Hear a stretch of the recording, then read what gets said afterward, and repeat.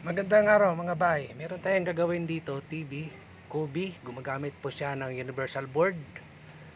At ang naging issue nito is walang power. Sabi ng may-ari, may pumutok daw nung sinaksak nila. So, matik ang ating titingnan agad as ang power supply section agad. So, check natin mga bay. Gumagamit siya ng switch mode power supply. At ang output nito ay 12 volts. So medyo madali na lang siguro natin to re-remedyohan. Sa ating visual inspection sa likod ng board, may nakikita tayong may nasusunog.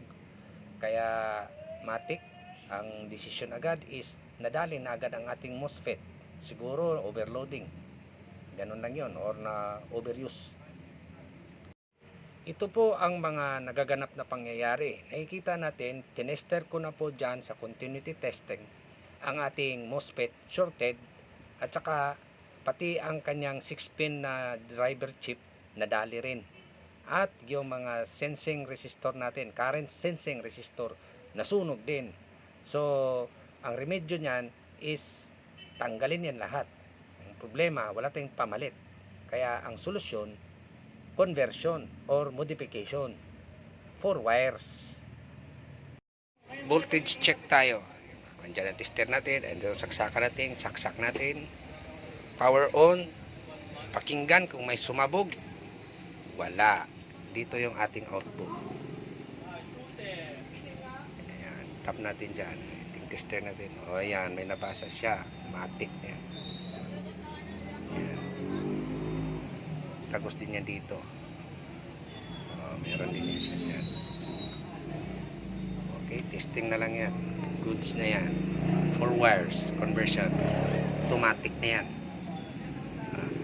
Wala na yung ating optocoupler dyan. Diniretso na yan. Ayan. Tap na dito sa optocoupler ng ating 4 wires. So automatic na siya. Wala nang adjust. Tinanggal ko na nga eh. Kinahoy ko na. So, ganun lang yan siya dyan. Abangan. Okay, update mga bay. Ito yung Kobe na ating inayos na wala ng power supplies. Pumutok po yung power supply niya. Kinonvert natin sa 4 wires. Nagkaroon na tayo ng 12 volts.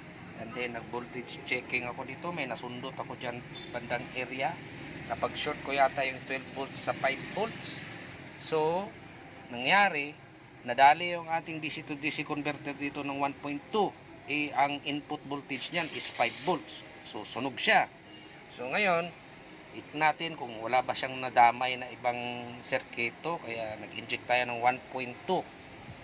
Dito ako kumuha sa upper the box. May 1.2 ako nakita dyan, in-inject ko na siya dyan, hininang ko na. Ito naman ay buo pa power nito. Gumagana pa itong upper the box, pero wala na po yung masasagap na ano.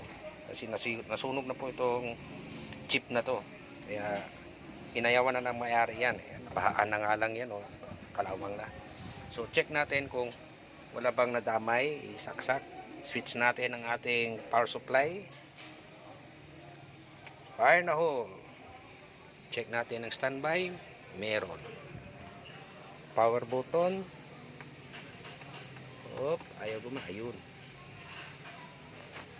Yan, mukhang malinis pa yung picture natin. So mukhang wala namang nadamay.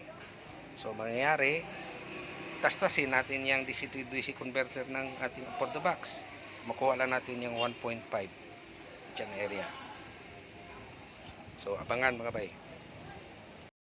So ngayon mga bay, ito natastas ko na po siya. Ayan o. Tinastas po natin ang ating 1.5. Ito ating ground. Ito ang ating input voltage 5 volts. Kumuha lang ako dyan sa supply ng ating DC to DC converter 5 volts. Tapos pagtawid niya dito 1.2 na siya. Ayan, nakakabit.